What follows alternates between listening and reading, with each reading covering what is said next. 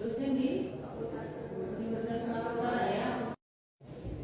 Ya, saya tanyakan kepada saudara, nanti kenal sama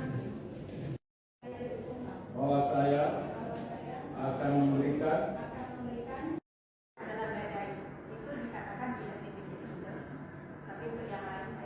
sebuah perkara kan 16 ya.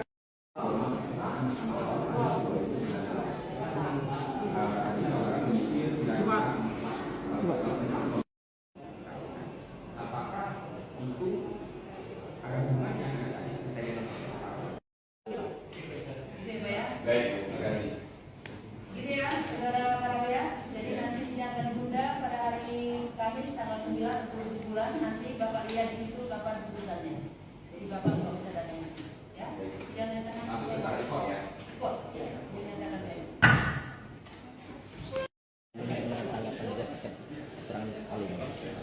Baik, jadi terima kasih. Hari ini kembali kami menggugat menghadirkan saksi ahli kali ini dengan keilmuan di hukum acara perdata ya dari Universitas Sumatera Utara, dosen yang memang sehari-harinya itu mengajar ya di mata kuliah hukum acara perdata. Jadi yang pertama yang menjadi pertanyaan kepada ahli bahwa terkait daripada legal standing ya. Jadi terkait daripada apa yang menjadi petitum kita, surat permohonan. Apakah permohonan itu diajukan oleh seseorang yang memang memiliki hak untuk mengajukan?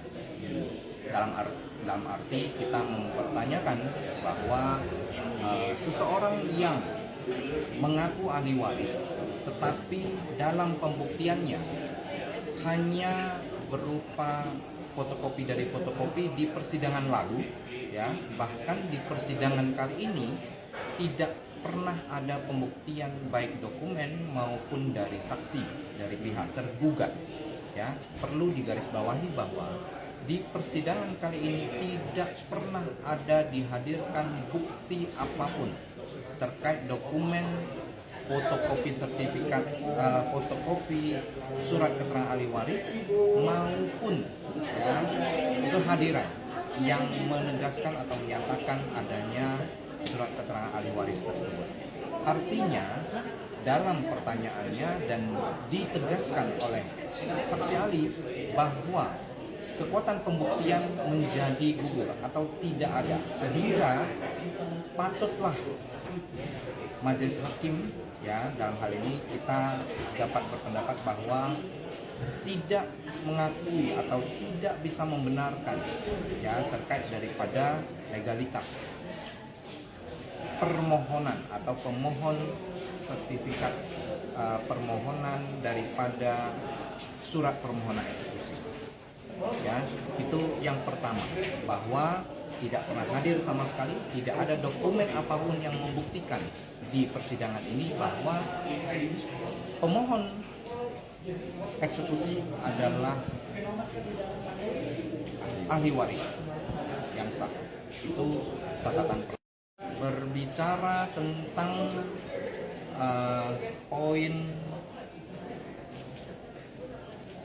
yang eksekusi dimohonkan atas putusan yang hanya fotokopi dari fotokopi. ya, daripada Apakah eksekusi terkait petitum utama kita surat permohonan eksekusi, bahwa dasar daripada permohonan eksekusi itu adalah putusan eksekusi, putusan pengadilan yang di dalamnya hanya berupa, yang diberikan di dalam persidangan kali ini hanya berupa fotokopi dari fotokopi.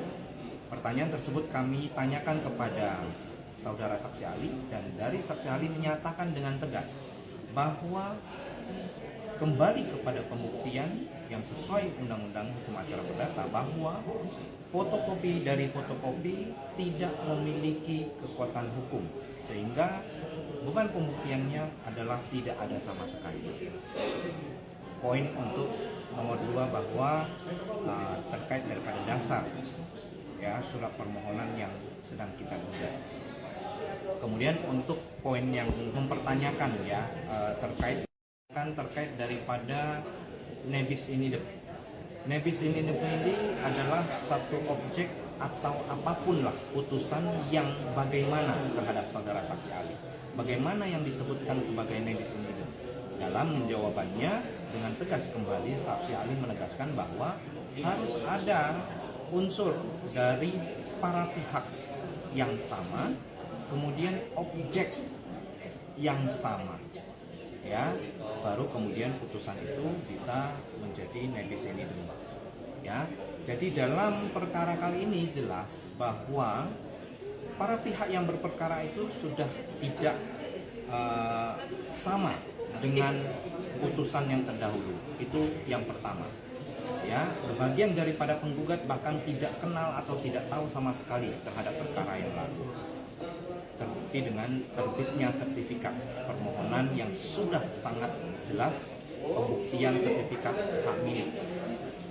Kemudian mengenai objek bahwa dinyatakan atau ditanyakan kepada saksi ahli terkait daripada yang dimohonkan surat permohonan ini adalah dari perkara yang diputus eksekusinya tahun kita katakan yang berperkara ini di Juli 2024, dasar daripada 2 Juli. 2 Juli. Putusannya diucapkan 2 Juli. Putusannya diucapkan 2 Juli 2024.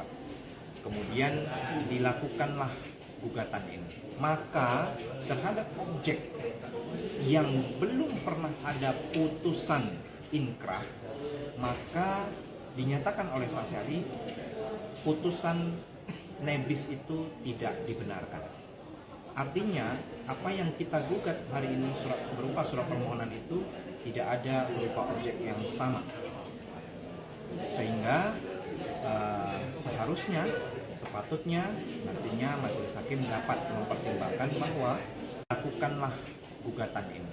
Maka terhadap objek yang belum pernah ada putusan inkrah, maka dinyatakan oleh saksi ahli putusan nebis itu tidak dibenarkan.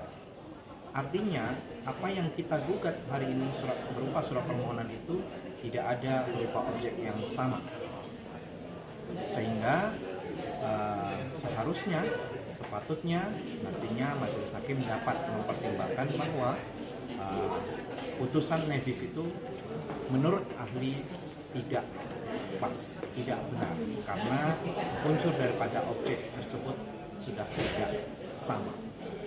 Kemudian mengenai yang kita tanyakan perihal putusan eksekusi yang walaupun sudah inkrah, tetapi di dalam pedoman eksekusi Mahkamah Agung itu ada yang namanya putusan eksekusi yang non eksekutable. Di dalamnya ada sekitar 11 poin yang tadi dinyatakan oleh saudara saksi ahli, ya. Tetapi yang diperjelas adalah yang 4 poin. Yang pertama bahwa tanah tersebut itu tidak terdapat batas dan luasan.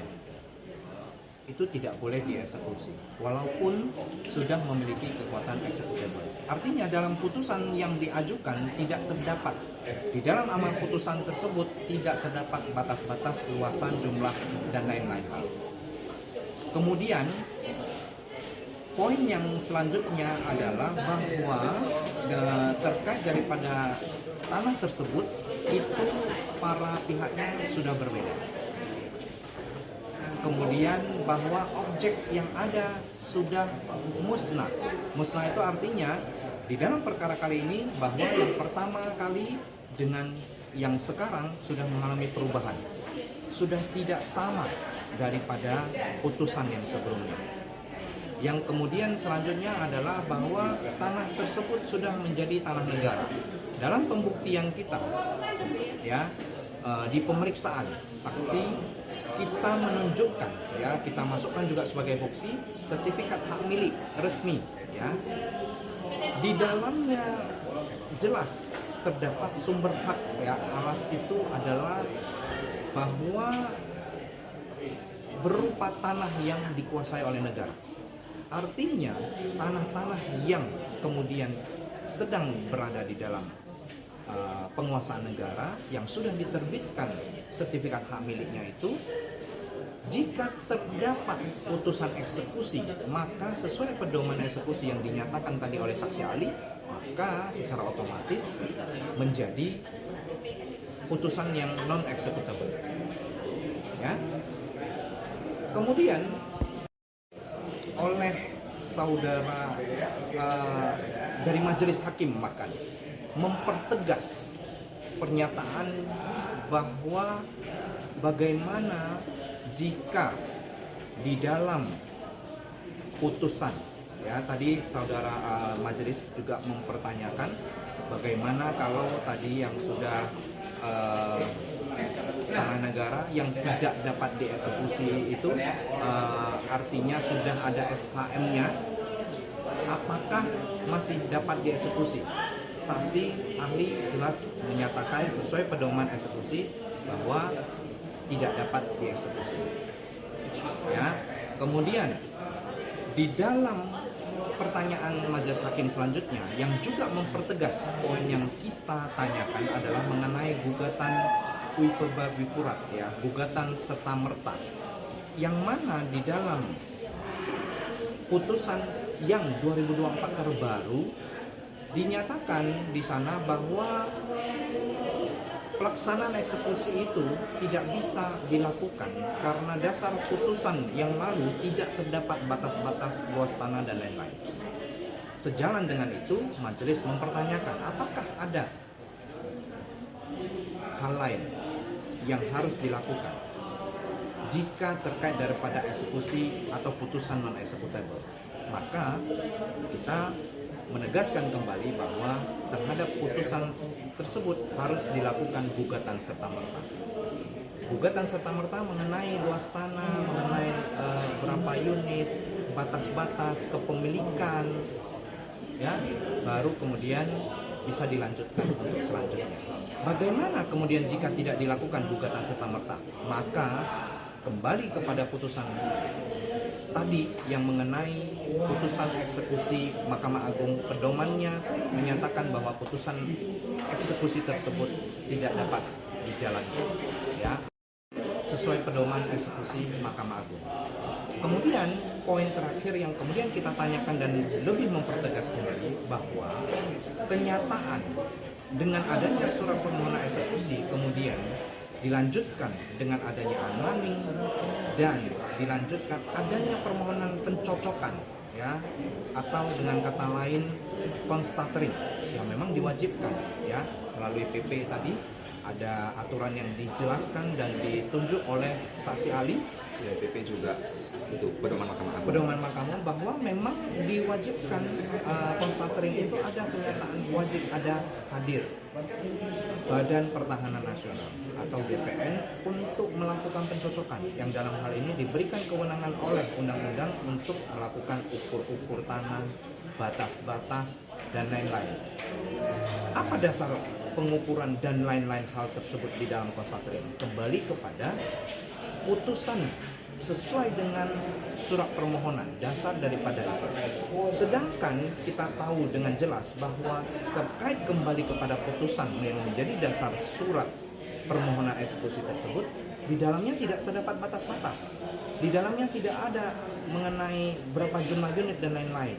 Sehingga kami tadi melalui kuasa hukum kami, koordinator hukum kami mempertanyakan bahwa terkait daripada itu apakah kemudian bisa dilakukan eksekusi? Tidak bisa, sudah jelas dan dinyatakan dengan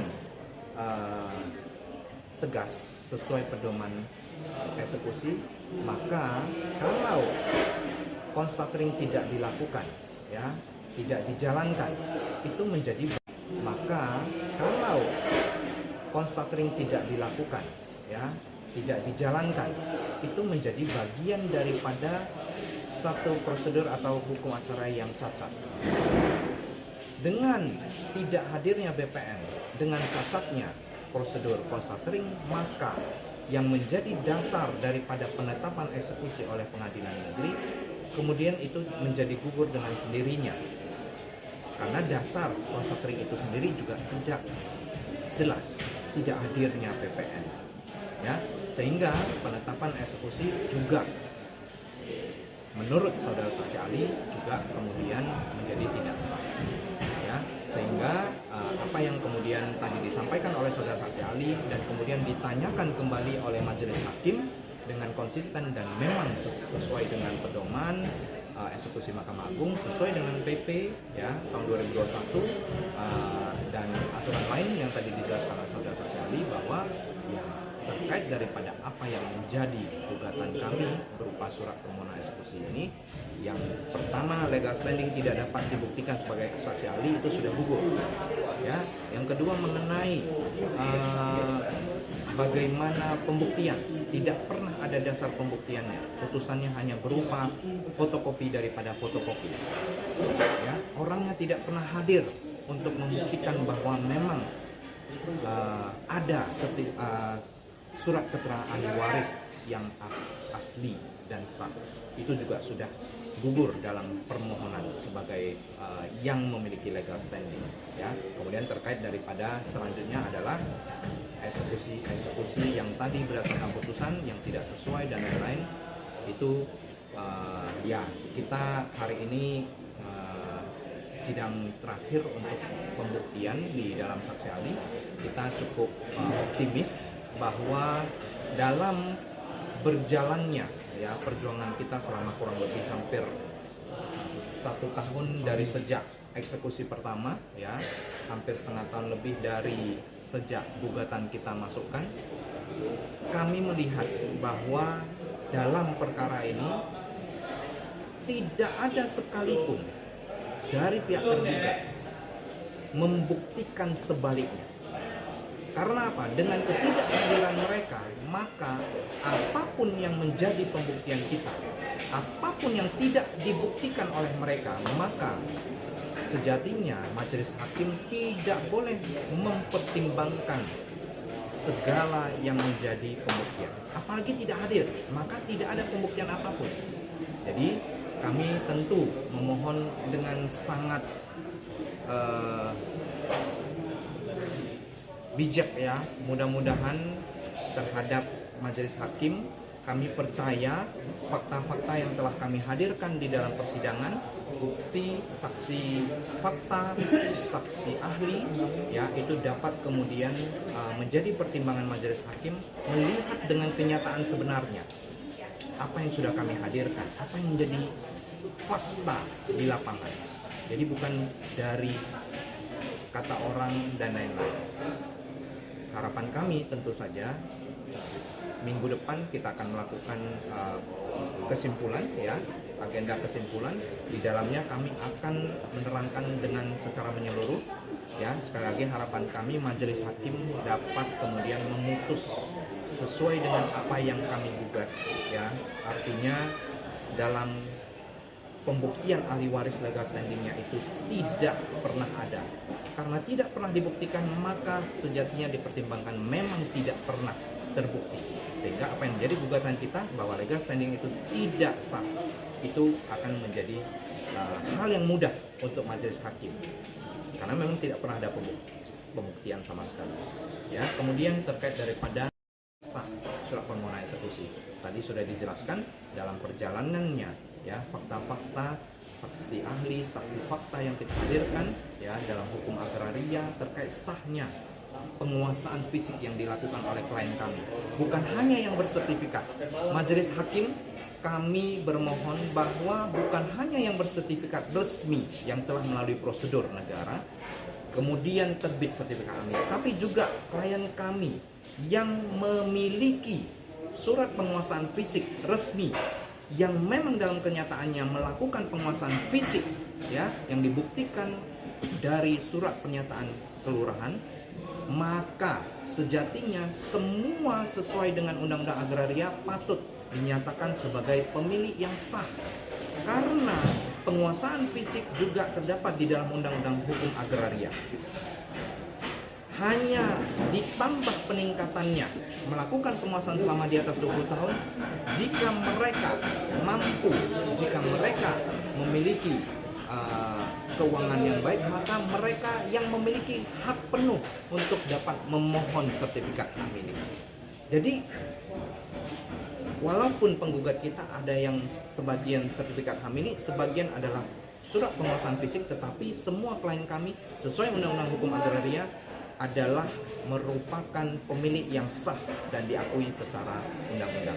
Sehingga sepatutnya majelis hakim dengan sangat mudah, sekali lagi dengan sangat mudah, terkait daripada apa yang sudah kami hadirkan, dapat memutus bahwa memang kami penggugat, klien kami adalah pemilik yang sah, yang tidak dapat dilakukan eksekusinya karena pertama bahwa tanah tersebut putusan dan permohonan eksekusinya tidak sesuai, bahwa permohonan daripada gugatan tersebut adalah merupakan putusan eksekusi yang walaupun sudah inkrah tetapi non executable, tidak dapat dieksekusi. Ya, jadi itu harapan kami. Mohon doa, ya terima kasih juga kepada para media yang terus setia mendampingi kita dalam proses perjalanannya. Ya, kepada seluruh masyarakat, ingat yang kami perjuangkan hari ini bukan hanya jalan ganti, tetapi seluruh masyarakat Indonesia yang saat ini memegang sertifikat hak milik, yang setiap tahunnya membayar pajak PBB. Perjuangan kami bukan hanya untuk jalan ganti. Bayangkan jika kalian masyarakat Indonesia memegang hak milik sertifikat, membayar pajak PBB, tetapi tidak pernah dilakukan gugatan apapun, tidak pernah ada sengketa apapun, tiba-tiba terdapat namanya putusan eksekusi. Inilah yang sedang kami perjuangkan. Kalian masyarakat Indonesia memegang hak milik sertifikat, membayar pajak PBB, tetapi tidak pernah dilakukan gugatan apapun, tidak pernah ada sengketa apapun, tiba-tiba terdapat namanya putusan eksekusi. Inilah yang sedang kami perjuangkan. Kami mohon ya rekan media, ya saudara-saudara semua, ya masyarakat Indonesia dapat membantu kita, mengawal kita sampai dengan mendapatkan putusan yang seadil-adilnya untuk masyarakat Indonesia. Kami percaya majelis hakim yang sudah bersama kita selama ini mengetahui bagaimana kami memperjuangkan ini dengan ikhlas. Memperjuangkan ini bukan karena ada sesuatu hal, tetapi dengan nurani. Bagaimana jika saudara kita, masyarakat Indonesia yang sudah membayar pajak setiap tahun dapat dibuktikan penguasaan fisiknya, memiliki sertifikat hak milik, mengikuti seluruh prosedur, aturan dan undang-undang sehingga terbit sertifikat hak milik, tetapi bisa dilakukan eksekusi dengan semena-mena seperti ini. Harapan kami sekali lagi yang mulia, majelis hakim, Anda semua adalah wakil Tuhan yang kami percaya dapat memberikan putusan seadil-adilnya. 40 tahunan masyarakat ini menanti keadilan. Di tangan-tangan majelis hakimlah mungkin majelis hakim dapat menjadi pahlawan, dapat menjadi malaikat bagi mereka, bagi masyarakat yang memang sejatinya mendapatkan keadilan tersebut, bukan oleh semata-mata hanya kepentingan pihak tertentu. Terima kasih atas kebersamaan sama ini. Mohon untuk dapat kita bersama-sama berdoa sampai dengan nantinya putusan majelis hakim yang dapat kita harapkan seadil-adilnya dan sesuai dengan apa yang kita duga. Terima kasih. Oke, Bang. Saya bahwa pihak tergugat sama sekali tidak pernah hadir untuk membantah, berarti dalil kami diterima. Bukan hanya itu, bahkan bukti surat mereka itu pun harus dianggap tidak pernah ada, tidak ada satupun. Karena bukti surat mereka, selain mereka tidak hadir, bukti surat yang mereka masukkan itu semua fotokopi dari fotokopi 4 putusan. Itu saja, T1 sampai T4 mereka, fotokopi dari fotokopi, sehingga secara hukum harus dianggap mereka bukan saja tidak hadir, bukan saja tidak menghadirkan saksi, tapi juga tidak punya dan tidak pernah punya bukti surat satupun dalam perkara ini. Harus dianggap seperti itu, sehingga berarti tidak ada perlawanan terhadap dalil kami sama sekali, berarti dalil kami diterima. Satu ya. Kedua, wajibnya BPN dilibatkan dalam hal menentukan letak batas itu tadi, dasar di dalam peraturan pemerintah nomor 18 tahun 2021 itu bunyinya jelas-jelas seperti ini. Ini saya bacakan persis. Pasal 93 ayat 2. Tadi rekan kami mengatakan itu wajib kan? Bunyinya begini. Sebelum pelaksanaan eksekusi putusan pengadilan, panitera pengadilan wajib mengajukan permohonan pengukuran kepada kantor pertanahan atas objek eksekusi untuk memastikan letak dan batas tanah objek eksekusi. Jadi ada kata wajib di sini. Dan ini adalah PP, Peraturan Pemerintah Nomor 18 Tahun 2021. Hal ketiga, saya hendak sampaikan bahwa dalam hal yang dikatakan sebagai objek non eksekutable, ada satu hal lagi.